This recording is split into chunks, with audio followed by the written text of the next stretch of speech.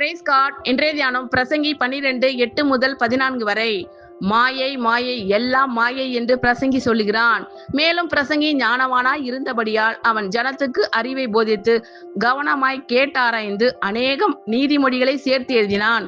இதமான வார்த்தைகளை கண்டுபிடிக்க பிரசங்கி வகை தேடினான். எழுதின வாக்கியங்கள் செவ்வையும் சத்தியமும் ஆனவைகள். ஞானிகளின் வாக்கியங்கள் தாற்றுக்கோள்கள் போலவும் சங்க தலைவர்களால் அறையப்பட்ட ஆணிகள் போலவும் இருக்கிறது. அவைகள் ஒரே மேய்ப்பனால் அளிக்கப்பட்டது. என் மகனே, இவைகளினாலே புத்தி அடைவாயாக. அநேகம் புஸ்தகங்களை உண்டு பண்ணுகிறதற்கு முடிவில்லை. அதிக படிப்பு உடலுக்கு இளைப்பு. காரியத்தின் கடை தொகையை கேட்போமாக. தேவனுக்கு பயந்து அவர் கற்பனைகளை கைக்கொள். எல்லார் மனுஷர் மேலும் விழுந்த கடமை இதுவே. ஒவ்வொரு கிரியையையும் அந்தரங்கமான ஒவ்வொரு காரியத்தையும் நன்மையானாலும் தீமையானாலும் தேவன் நியாயத்திலே கொண்டு வருவார். ஆமென். Thank you Lord.